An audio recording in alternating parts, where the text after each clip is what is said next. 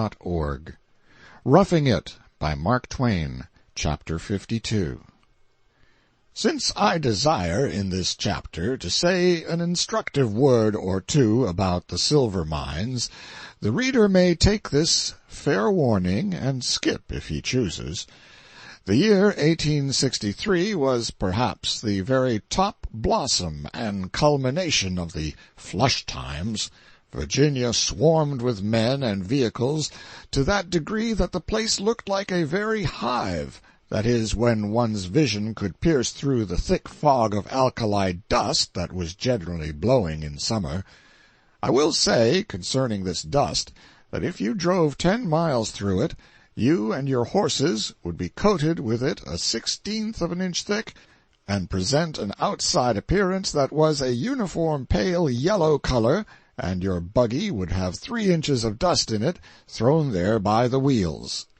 The delicate scales used by the assayers were enclosed in glass cases, intended to be airtight, and yet some of this dust was so impalpable and so invisibly fine that it would get in, somehow, and impair the accuracy of those scales. Speculation ran riot, and yet there was a world of substantial business going on, too. All freights were brought over the mountains from California, 150 miles, by pack train partly, and partly in huge wagons drawn by such long mule teams that each team amounted to a procession, and it did seem, sometimes, that the grand combined procession of animals stretched unbroken from Virginia to California. Its long route was traceable clear across the deserts of the territory by the writhing serpent of dust it lifted up. By these wagons, freights over that 150 miles were $200 a ton for small lots, same price for all express matter brought by stage, and $100 a ton for full loads. One Virginia firm received 100 tons of freight a month and paid $10,000 a month freightage. In the winter the freights were much higher. All the bullion was shipped in bars by stage to San Francisco. A bar was usually about twice the size of a pig of lead, and contained from $1,500 to $3,000 according to the amount of gold mixed with the silver, and the freight on it, when the shipment was large, was 1.25% of its intrinsic value. So the freight on these bars probably averaged something more than $25 each. Small shippers paid 2%. There were 3 stages a day each way, and I have seen the outgoing stages carry away 1/3 of a ton of bullion each, and more than once I saw them divide a 2-ton lot and take it off. However, these were extraordinary events. Mr. Valentine, Wells Fargo's agent, has handled all of the bullion shipped through the Virginia office for many a month. To his memory, which is excellent, we are indebted for the following exhibit of the company's business in the Virginia office since the 1st of January, 1862. From January 1st to April 1st, about $270,000 worth of bullion passed through that office. During the next quarter, $570,000. Next quarter, $800,000. Next quarter, $956,000. Next quarter, $1,275,000, and for the quarter ending on the 30th of last June, about $1,600,000. Thus, in a year and a half, the Virginia office only shipped $5,330,000 in bullion. During the year 1862, they shipped $2,615,000, so we perceive the average shipments have more than doubled in the last 6 months. This gives us room to promise for the Virginia office $500,000 a month for the year 1863, though perhaps judging by the steady increase in the business, we are underestimating somewhat. This gives us $6 million for the year. Gold Hill and Silver City together can beat us. We will give them $10 million. To Dayton, Empire City, Ophir, and Carson City, we will allow an aggregate of $8 million, which is not over the mark, perhaps, and may possibly be a little under it. To Esmeralda we give $4 million. To Reese River and Humboldt, $2 million. which is liberal now, but may not be before the year is out. So we prognosticate that the yield of bullion this year will be about $30 million. Placing the number of mills in the territory at 100, this gives to each the labor of producing $300,000 in bullion during the 12 months, allowing them to run 300 days in the year, which none of them more than do. This makes their work average $1,000 a day. Say the mills average 20 tons of rock a day, and this rock worth $50 as a general thing, and you have the actual work of our 100 mills figured down to a spot, $1,000 a day each, and $30 million a year in the aggregate. Enterprise. A considerable overestimate. M.T. 2 tons of silver bullion would be in the neighborhood of 40 bars, and the freight on it over $1,000. Each coach always carried a deal of ordinary express matter beside, and also from 15 to 20 passengers at from $25 to $30 a head. With 6 stages going all the time, Wells Fargo and Company's Virginia City business was important and lucrative. All along under the center of Virginia and Gold Hill, for a couple of miles ran the great Comstock silver lode, a vein of ore from 50 to 80 feet thick between its solid walls of rock, a vein as wide as some of New York's streets. I will remind the reader that in Pennsylvania a coal vein only 8 feet wide is considered ample. Virginia was a busy city of streets and houses above ground. Under it was another busy city, down in the bowels of the earth, where a great population of men thronged in and out among the intricate maze of tunnels and drifts, flitting hither and thither under a winking sparkle of lights, and over their heads towered a vast web of interlocking timbers that held the walls of the gutted Comstock apart. These timbers were as large as a man's body, and the framework stretched upward so far that no eye could pierce to its top through the closing gloom. It was like peering up through the clean-picked ribs and bones of some colossal skeleton. Imagine such a framework 2 miles long, 60 feet wide, and higher than any church spire in America. Imagine this stately lattice-work stretching down Broadway from the St. Nicholas to Wall Street, and a 4th of July procession reduced to pygmies parading on top of it and flaunting their flags high above the pinnacle of Trinity Steeple. One can imagine that, but he cannot well imagine what that forest of timbers cost from the time they were felled in the pineries beyond Washoe Lake, hauled up and around Mount Davidson at atrocious rates of freightage, then squared, let down into the deep maw of the mine, and built up there. 20 ample fortunes would not timber one of the greatest of those silver mines. The Spanish proverb says it requires a gold mine to run a silver one, and it is true. A beggar with a silver mine is a pitiable pauper indeed if he cannot sell. I spoke of the underground Virginia as a city. The Gould and Curry is only one single mine under there among a great many others. Yet the Gould and Curry streets of dismal drifts and tunnels were 5 miles in extent altogether, and its population 500 miners. Taken as a whole, the underground city had some 30 miles of streets and a population of 5,000 or 6,000. In this present day, some of those populations are at work from 12 to 1,600 feet under Virginia and Gold Hill, and the signal bells that tell them what the superintendent above ground desires them to do are struck by telegraph as we strike a fire alarm. Sometimes men fall down a shaft there 1,000 feet deep. In such cases, the usual plan is to hold an inquest. If you wish to visit one of those mines, you may walk through a tunnel about half a mile long if you prefer, or you may take the quicker plan of shooting like a dart down a shaft on a small platform. It is like tumbling down through an empty steeple feet first.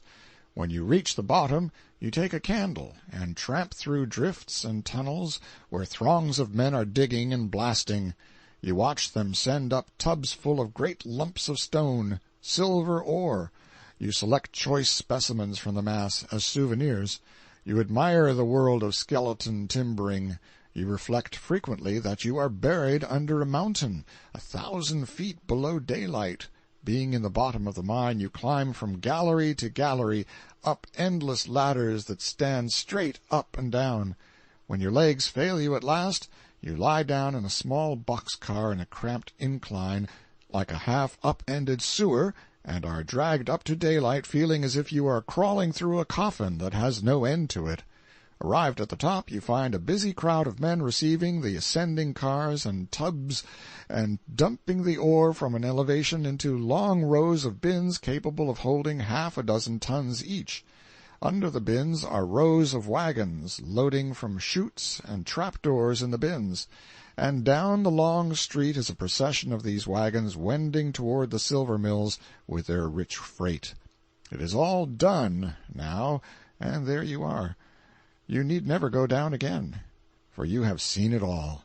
If you have forgotten the process of reducing the ore in the mill and making the silver bars, you can go back and find it again in my Esmeralda chapters, if so disposed. Of course, these mines cave in places, occasionally, and then it is worth one's while to take the risk of descending into them and observing the crushing power exerted by the pressing weight of a settling mountain. I published such an experience in the Enterprise once, and from it I will take an extract. An hour in the caved mines. We journeyed down into the Ophir mine yesterday to see the earthquake. We could not go down the deep incline because it still has a propensity to cave in places. Therefore we traveled through the long tunnel which enters the hill above the Ophir office, and then by means of a series of long ladders climbed away down from the first to the fourth gallery. Traversing a drift, we came to the Spanish line, passed 5 sets of timbers still uninjured, and found the earthquake. Here was as complete a chaos as ever was seen. Vast masses of earth and splintered and broken timbers piled confusedly together, with scarcely an aperture left large enough for a cat to creep through. Rubbish was still falling at intervals from above, and one timber which had braced others earlier in the day was now crushed down out of its former position, showing that the caving and settling of the tremendous mass was still going on. We were in that portion of the Ophir known as the North Mines. Returning to the surface, we entered a tunnel leading into the Central, for the purpose of getting into the main Ophir. Descending a long incline in this tunnel, we traversed a drift or so, and then went down a deep shaft from whence we proceeded into the 5th gallery of the Ophir. From a side drift we crawled through a small hole and got into the midst of the earthquake again. Earth and broken timbers mingled together without regard to grace or symmetry. A large portion of the 2nd, 3rd, and 4th galleries had caved in and gone to destruction, the 2 latter at 7 o'clock on the previous evening.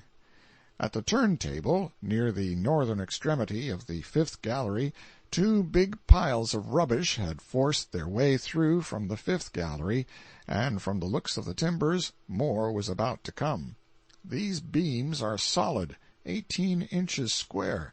First a great beam is laid on the floor, then upright ones, 5 feet high, stand on it, supporting another horizontal beam, and so on, square above square, like the framework of a window. The superincumbent weight was sufficient to mash the ends of those great upright beams fairly into solid wood of the horizontal ones 3 inches, compressing and bending the upright beam till it curved like a bow. Before the Spanish caved in, some of their 12-inch horizontal timbers were compressed in this way until they were only 5 inches thick. Imagine the power it must take to squeeze a solid log together in that way. Here also was a range of timbers, for a distance of 20 feet, tilted 6 inches out of the perpendicular by the weight resting upon them from the caved galleries above. You could hear things cracking and giving way, and it was not pleasant to know that the world overhead was slowly and silently sinking down upon you. The men down in the mine do not mind it, however. Returning along the 5th gallery, we struck the safe part of the Ophir incline and went down into the 6th, but we found 10 inches of water there and had to come back. In repairing the damage done to the incline, the pump had to be stopped for 2 hours, and in the meantime the water gained about a foot. However, the pump was at work again, and the flood water was decreasing. We climbed up to the 5th gallery again and sought a deep shaft, whereby we might descend to another part of the 6th, out of reach of the water, but suffered disappointment, as the men had gone to dinner, and there was no one to man the windlass. So, having seen the earthquake, we climbed out at the Union incline and tunnel and adjourned, all dripping with candle grease and perspiration, to lunch at the Ophir office. During the great flush year of 1863, Nevada claims to have produced $25 million in bullion, almost, if not quite, a round million to each 1,000 inhabitants, which is very well, considering that she was without agriculture and manufactures. Silver mining was her sole productive industry. Since the above was in type, I learned from an official source that the above figure is too high, and that the yield for 1863 did not exceed $20 million. However, the day for large figures is approaching. The Sutro Tunnel is to plow through the Comstock lode from end to end at a depth of 2,000 feet, and then mining will be easy and comparatively inexpensive, and the momentous matters of drainage and hoisting and hauling of ore will cease to be burdensome. This vast work will absorb many years and millions of dollars in its completion, but it will early yield money, for that desirable epoch will begin as soon as it strikes the first end of the vein. The tunnel will be some 8 miles long, and will develop astonishing riches. Cars will carry the ore through the tunnel and dump it in the mills, and thus do away with the present costly system of double handling and transportation by mule teams. The water from the tunnel will furnish the motive power for the mills. Mr. Sutro, the originator of this prodigious enterprise, is one of the few men in the world who is gifted with the pluck and perseverance necessary to follow up and hound such an undertaking to its completion. He has converted several obstinate Congresses to a deserved friendliness toward his important work, and has gone up and down and to and fro in Europe until he has enlisted a great moneyed interest in it there. End of chapter 52.